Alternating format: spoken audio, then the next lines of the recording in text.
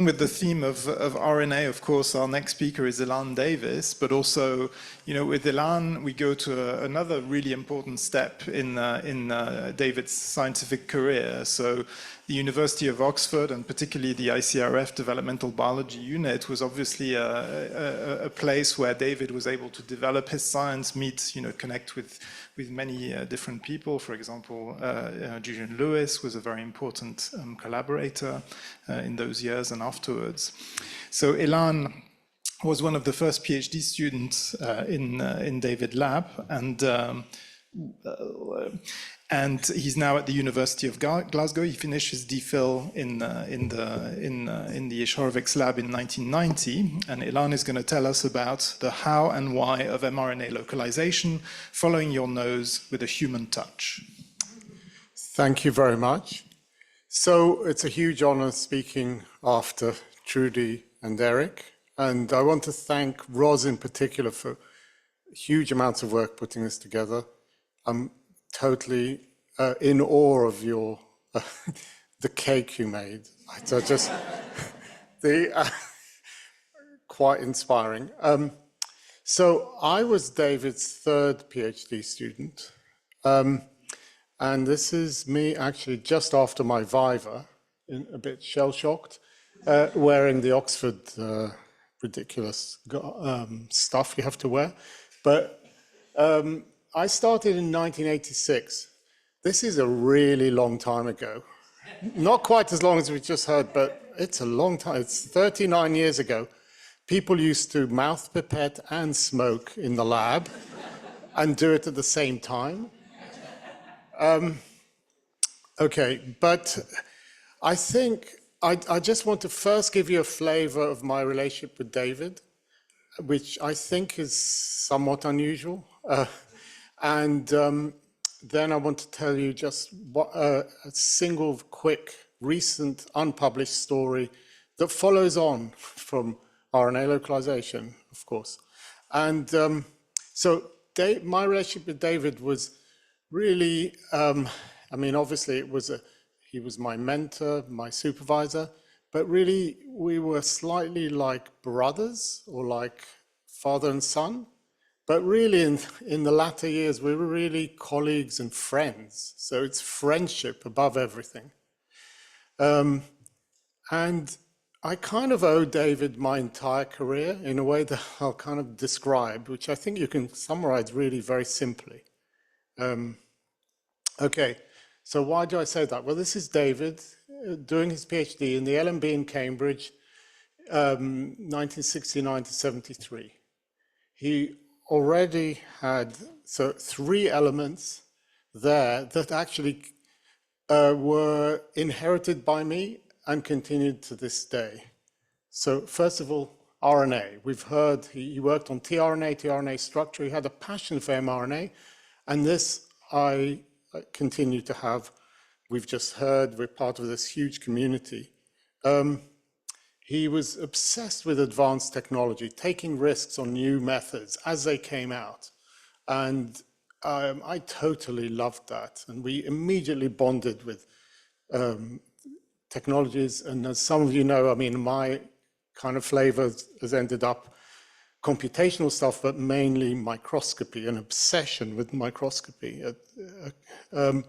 But it may not have been lost by many of you. David Ish was obsessed with in situ hybridization, Ish for short, okay?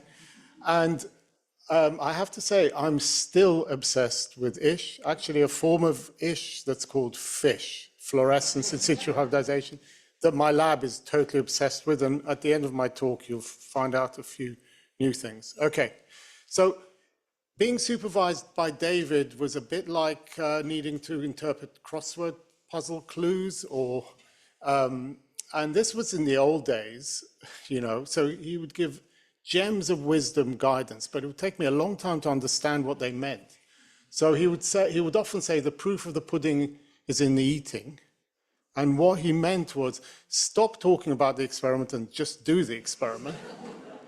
And actually, that's really important. I totally learned that for life. The second thing of many that he used to say is, always surround yourself with motivated, talented colleagues. I never really understood what exactly he was referring to, but basically, as soon as I arrived in the lab, he told me, go and learn Ish from Fillingham.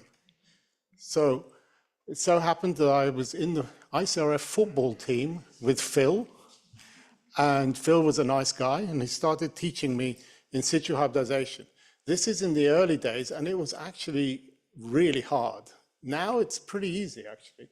So you had to embed embryos in wax, and then take sections, which is, relatively standard, still done in clinical work today. So you put the wax sections on a slide, dissolve away the slide, then you basically take it to you hybridize it with a radioactive probe, tritium labeled probe. Then you go to the darkroom and in complete darkness, dip it in photographic emulsion, let it dry, and then leave it for 2 months for it to be exposed. I mean, this is just an art and seems totally mad now when you can just do it in a few hours. And then you went to this microscope, which was state-of-the-art microscope from Zeiss. You attached a camera with film and took a photographic film after you developed the radioactivity with the thing. It was beautiful. But then halfway through my PhD, suddenly there was histochemical staining, and you could do it in 2 days instead. And that was what the picture truly showed. Okay, so this is actually a photograph with my iPhone of my thesis, of a print that I printed in the darkroom and glued into the thesis. So every figure was, some of you remember this. Okay, so this is, so when I arrived in the lab, David said, why don't you figure out why pairal transcripts are apically localized above the nuclei? And at that point, it was just a kind of phenomenon, just a curiosity without much basis for studying it. And he just had this intuition. And I, being young and naive, I said, okay, yep. And then I've spent my whole life working on this topic ever since then. So this is FATS, as Trudy showed from the paper. The RNA is apical, whereas other RNAs like Hunchback are unlocalized. Okay, so now fast forward many years. I then went and did my postdoc in San Francisco, then set up my lab in Edinburgh, went to Oxford from Edinburgh, then recently I've moved to Glasgow. Throughout this whole period, I maintained a close relationship with David. And there was a reason for that. We were kind of, we loved talking about science and thinking about science. And I think it's fair to say that he was very tolerant of me when I was first in his lab, because I had many other interests like mountaineering and making films. And yet he kind of believed in me and allowed me to explore things. And in a way, this allowed us to have kind of a rich friendship.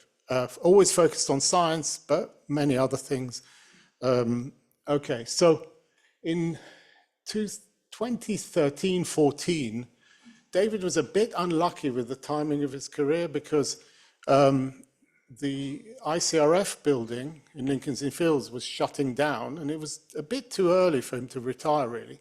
So he had to find some way to continue. So he continued 1 day a week in UCL, and then he asked me if he could join my lab as a visitor.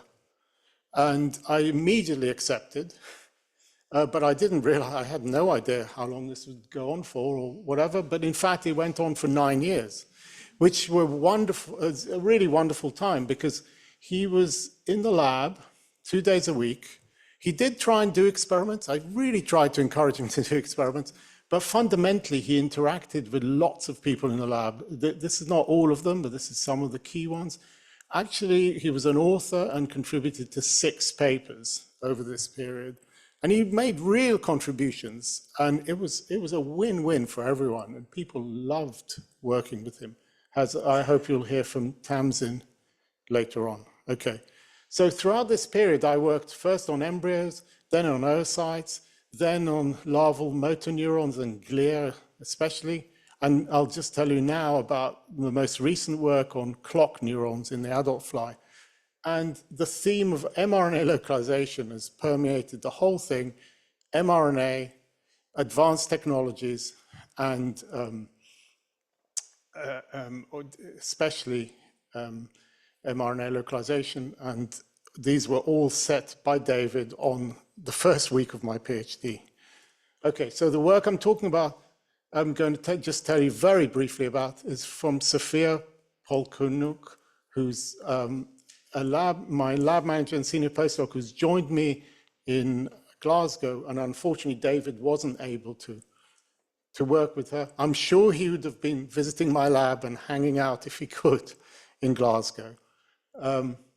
Oh, sorry, and there's also contributions, technical contributions from 2 other postdocs in my lab, who David did know. So what we've been studying is the role, the mechanism and function of mRNA localization in circadian rhythm. So it's all unpublished. It's only the beginning of the work. It's not finished. So this is basically how flies can tell the time. And this is, of course, was the clock isn't moving. Oh, it's behind there. Okay. This was, of course, awarded a Nobel Prize because it was discovered in flies before mammals. But and there are a lot, it's complicated, but to simplify it, there are these master clock neurons, PDF neurons, which, this is the cell body, these are the projections, which grow during the day and shrink at night. They have increased synapses, and they innervate lots of other nervous system components, and they basically keep the time, the master clock. And the conventional view is that the timekeeping is all in the cell body, and there's delays due to transcription, translation, and so on. And what we've discovered may actually suggest that there's a lot going on in the periphery to do with mRNA localization and local translation. So the key observation was, so this is a whole brain with some section of it projected, okay? The PDF neurons, the master clock neurons, their cell bodies are here at another Z level, but these are the projections going here during the day, expanded. The neurites are in magenta. The PDF neuropeptide is in white. The conventional wisdom is that the neuropeptide is made here, processed from a bigger protein, and then transported here and acts locally here. But what we discovered is that okay, so just to orientate you, this is the mushroom bodies, or the position of memory and learning in the adult fly. This is about half the brain. There's an equivalent part similar to this on the other side here. But what we discovered is that PDF mRNA is present at the periphery. This is a blow up of the peripheral neurons. 2 minutes. And these are individual mRNAs detected by a method called hybridization chain reaction, which my lab has really improved, and we've written software to design probes and so on. And we've also been able to use a variation of this called FLARIM, where you detect ribosomes present on the RNA, meaning translation is taking place. We also have shown that translation generally occurs here. So we think that the PDF containing peptide is made here as well as in the cell body. And we've also seen RNA encoding the enzymes that process the peptide at the periphery. We've actually seen many different RNAs localized there, including cytoskeletal regulators and membrane regulators. So the hypothesis we're working towards testing is that localized mRNA translation rapidly fine-tunes timekeeping at the periphery of the neurons at the extremes, and as well as the neurite, the membrane growth and the cytoskeletal rearrangement locally, rapidly at the periphery. So I'd like to thank members of my lab in Oxford and in particular Sophia for this latest piece of work, the fly community and funders. I also want to highlight that we're in a crisis point in flies, thanks to what's going on in the US, Harvard in particular. So if you don't know about this and you'd like to try and rescue flybase, come and talk to Nick Brown, who's here. But you can also donate through this website. And finally, thank you very much. And any questions? Thank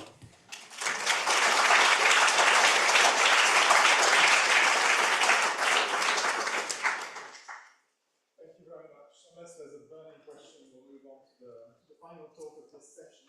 So the kind of paradise of bucolic